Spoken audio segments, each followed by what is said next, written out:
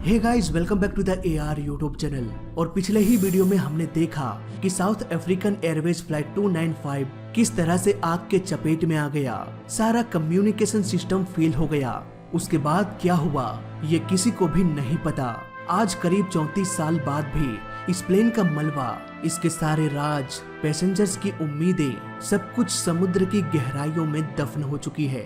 इतिहास में मात्र यही प्लेन नहीं था जो आग की लपटों का शिकार हो गया। स्विस एयर 111 को हम भला कैसे भूल सकते हैं, जिसमें आग की शुरुआत बस एक शॉर्ट सर्किट से हुई थी और अंत 229 पैसेंजर्स की कुर्बानी से। कुछ लोग कहते हैं कि इन हादसों के बारे में देखकर, पढ़कर हमें डर लगने लगता है।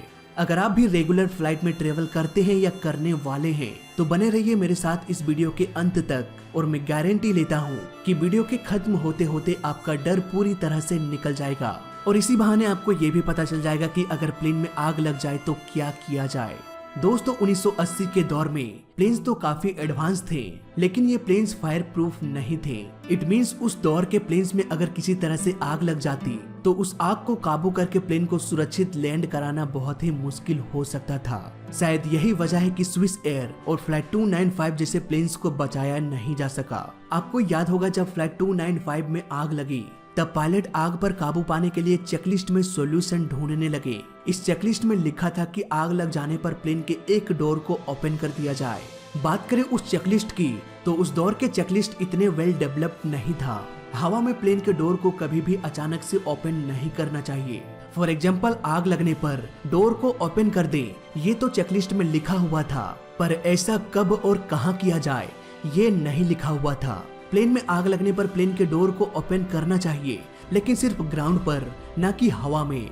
इसीलिए फ्लाइट 295 के पायलट्स को ही यहाँ पर अपना दिमाग लगाना था कि डोर को ओपन करे या ना करे। सीधे सीधे हम ये कह सकते हैं कि यहाँ पर चेकलिस्ट में एक बहुत बड़ी खामी थी। आज के लेटेस्ट प्लेन्स के डोर में ऑटो लॉक सिस्टम लगा होता है, जैसा कि हमारे कार्स में होता है। कार जैसे ही चलना शुरू करती है, इसके डोर्स ऑटोमेटिकली लॉक हो जाती है। आजकल के प्लेन्स का डोर भी इसी तरह ऑटोमेटिकली लॉक हो जाता है, लेकिन आज के दौर के चेकलिस्ट में ऐसा नहीं है। यहाँ पर फुल डिटेल्स के साथ आग से लड़ने का उपाय लिखा होता है।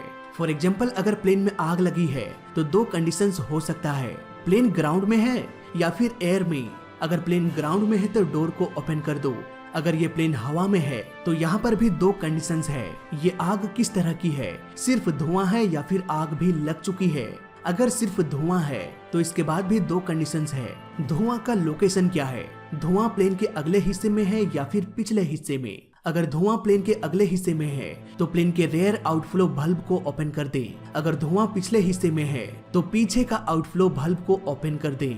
ऐसा करने से केबिन का धुआं किसी वैक्यूम क्लीनर की तरह सक होके बाहर चला जाएगा। लेकिन क्या हो अगर प्लेन में धुआं नहीं बल्कि आग लग गई हो। दोस्तों, आज के दौर के प्लेन्स में जगह जगह पर स्मोक डिटेक्टर लगा होता है। इट मीन्स आग लगने से पहले ही पायलट्स को पता चल जाएगा। और चलो मान भी लेते हैं कि आग लग गई और पायलट्स को पता नहीं चल पाया। ऐसे में इस आग को बुझाने के लिए प्लेन में आग बुझाने वाला सिलेंडर भी होता है। ये सिलेंडर भी दो टाइप्स के होते हैं, हाई फ्लो और लो फ्लो। हाई फ्लो में ये तुरंत ही खाली हो जाता है, वहीं लो फ्लो में ये करीब 1-1.5 घंटे बाद खाली होता है।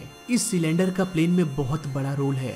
दोस्तों, सपोज उड़ान के बाद प्लेन में आग लग जाए। इस आग से लड़ने के लिए, इसे संभालने के लिए हमारे पास ये सिलेंडर है जो कि करीब 1 घंटे तक आग को रोक सकता है। इस 1 घंटे में किसी न किसी एयरपोर्ट तक पहुंचकर लैंड करना ही पड़ेगा। लेकिन अगर 1 घंटे के फ्लाइट में कोई एयरपोर्ट ही ना हो तब क्या किया जाए। 1 घंटे में तो सिलेंडर भी खत्म हो जाएगा और प्लेन भी किसी एयरपोर्ट तक नहीं पहुंच पाएगा, मतलब कि तबाही हो सकती है।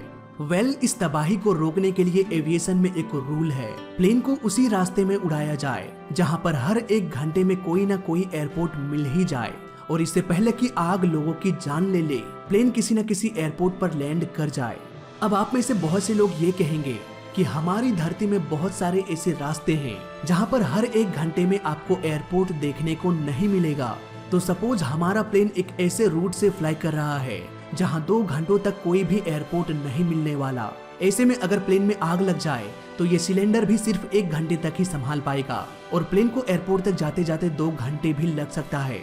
इसलिए प्लेन्स को ऐसे रास्तों में सफर करने के लिए स्पेशल सर्टिफिकेट लेना पड़ता है। यहाँ पर ऑफिसर्स ये देखते हैं कि 2 घंटे के अंतराल में अगर कोई भी एयरपोर्ट नहीं है तो आग से लड़ने के लिए आपके पास 2 घंटे का सिलेंडर भी होना चाहिए।